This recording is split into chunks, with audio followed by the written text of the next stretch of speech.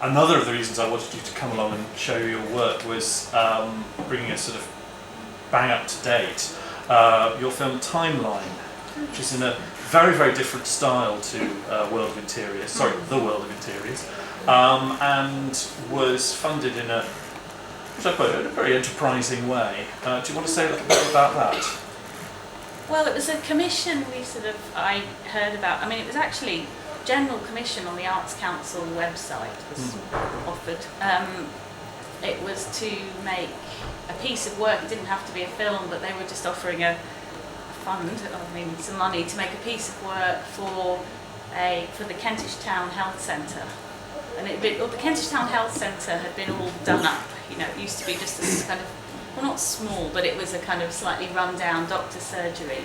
And then it had lottery funding or whatever, and it took 3 or 4 years, and they did it up, made it huge and all state-of-the-art-ish, you know, with big, huge atrium and everything now. Anyway, and as sort of part of it, there's a charity. Well, I found out from the arts lady today sort of how it works, but there's something called the Kentish Town Improvement Fund, which was started Can just it be by improved? Can you top Kentish Town? By a one-off donation, sort of from a private donator, started the fund, and then the fund people applied for Arts Council money. So it was sort of like half funded by the Arts Council and half funded by the Kentish Town Improvement Fund. So, but it was put out generally on the Arts Council website. So I applied with another woman who was a photographer who I'd been working with, and we decided we really wanted to collaborate and do something together, you know, which was a mixture of animation and photography. So we put in a proposal together, and we got the thing to make this film, which was the idea was that it was 24 hours on Kentish Town Road.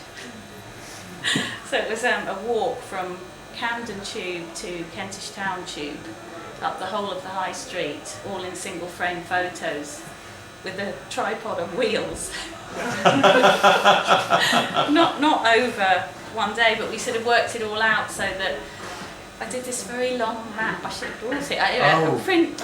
Anyway, I tried to sort of work it out almost sort of scientifically, because we realised it was a mile long, almost exactly a mile long, and quite like the idea of it being a 12-minute film, but 24 hours sort of on the high street, and all, you know, the way animators like numbers. 24 or 25 frames a second, and all that stuff, yeah. So I sort of worked it out almost frame for frame. Well, I tried to over the sort of time and everything, and then I even got a stick.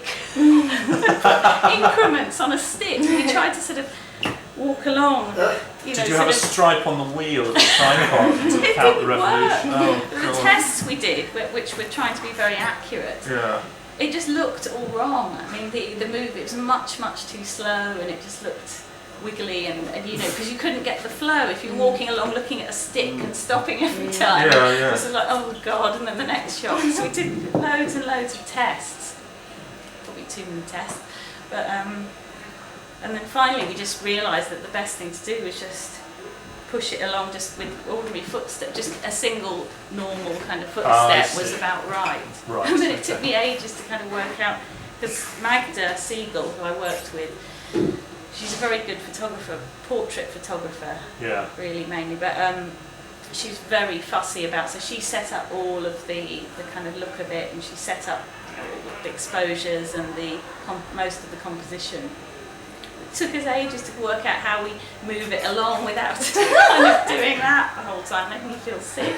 And eventually I realised it was just you had to follow the kind of central point on the pavement rather than things at the side. I kept trying to sort of follow things at the side, buildings, and then I'd suddenly do that or that, you know, and you just couldn't. And then I realised I just had to try and follow the lines on the pavement and line them up in the thing in the camera. So I did it by looking through each time and lining up the lines with the line on the pavement as much as possible, because then you got less side to side movement. Anyway.